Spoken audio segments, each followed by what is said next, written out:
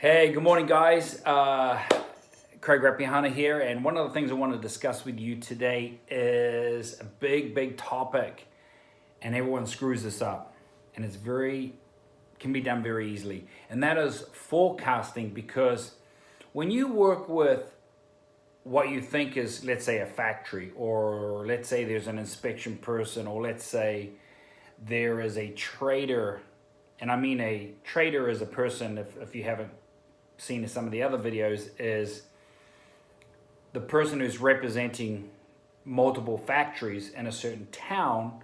They're the ones who have the beautiful showroom. They don't have the chickens sitting on the egg cart crates and stuff in the corner of the room. They have the beautiful showroom. They have all the different styles. We can make this, we can make that, right? But those manufacturers that trust that trading person to be the front of their business still has to apply for slotting in the manufacturing process, which means that you put in an order for 5 or 10,000 units. They might say, oh, that's going to take 60 days. And you're like, well, how can it take 60 days when we discuss and talk about you producing 5,000 units per day? Well, it's because that manufacturer is probably making for 30 other people, and there's a time slot. I mean, thank goodness we're not running into like producing cookies and dyes where you have to clean the machine out and redo it and all that. So you have to think about your forecasting. You have to be able to allow 30 to 60 days, or another one that you can do is to basically find out what your MOQ is that'll allow you to make the product in 30 days. And that could be the fact of saying 5,000 units. So instead of ordering 10,000 units and taking 60 days to manufacture, and then 25 days on the water, or 14 days or 15 days to LA, and then let's say you're in New York, or wherever you are, okay? Think about something more frequently to affect, and I just submitted this to the factory today, was saying that one of the products that we're dealing with right now is they say 45 days, they go to 50, and before you know it, it's about 70 days, because there's always some reason. I used to be in the building trades. There's always a reason why material's not here, or down low, nothing's quite working out. So you want to find out what your MOQs are, find out what the factory can slot in, and say to the factory, hey, we want to order 20,000 units, but here's the deal. We're going to break them up into 4 different POs of 5,000 a piece.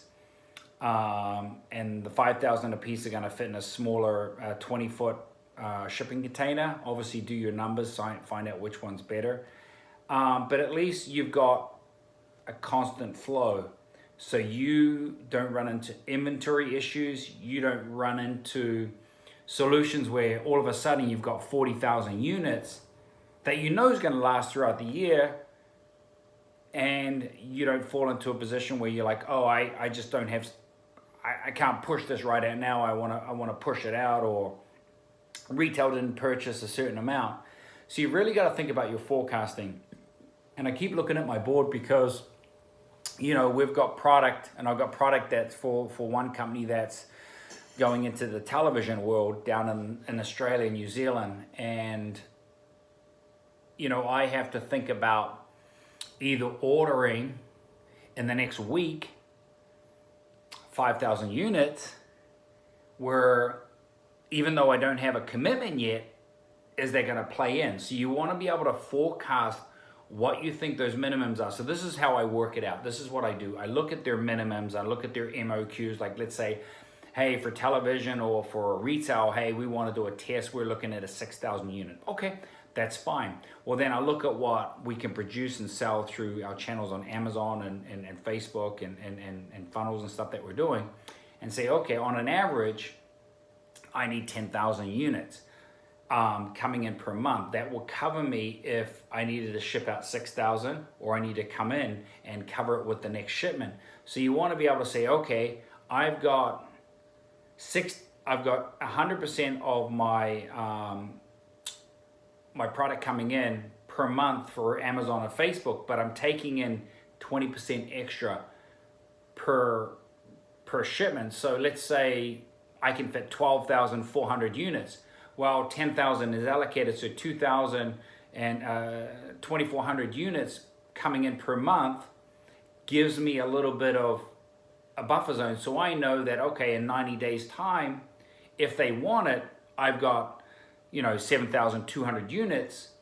If not, I just order less on that third or fourth shipment. So you actually play that game. It's a little bit of, you got to have a lot of people on board. Some people just don't get it. They think they get it, but they don't. So you gotta think about that when you're forecasting.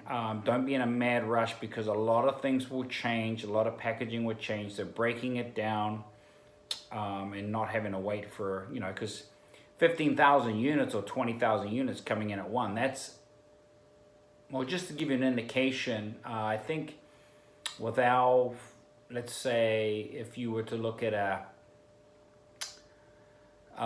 26,000 units would fit in a 52-footer container, a truck, the big semi-trucks you see down the road, 52, there's 26,000 units in there.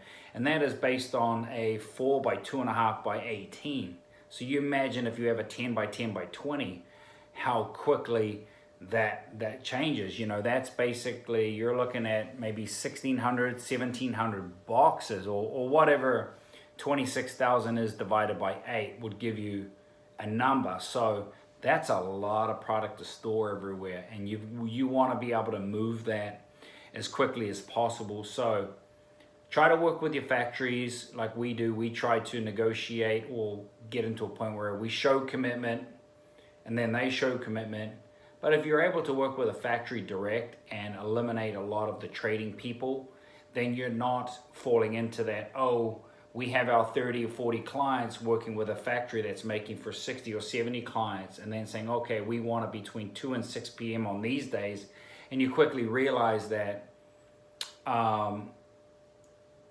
your value or your money is maybe not as valuable as the guy before you. And a good point, I met with an investor a while back and at a thing, and he made up a good point. He's like, if you were up against two other companies making in the same factory, and this company was producing $1 million in units per month, and you were bringing in 20,000, how far down the line are you going to get pushed? So there's a lot of things you got to think about when you're doing that. It takes time to work all those things out, but that's what I pretty much do. Calculate it to a point like, okay, where are we at? What do we need? Here's where we need our order is, and then be able to make sure that any changes need to happen for 30 days, 5 months out. Otherwise, you really just get beaten up, and the epiphany, the light bulb will go off, and you're either say to yourself, I just can't do this, or there's got to be a better way. And there is a better way.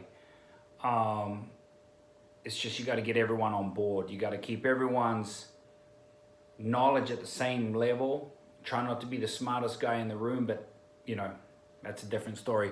But think about the forecasting. That's going to be the main topic. Planning 30, 60, 90 days out. So all right, got to get into it. Make it a good day.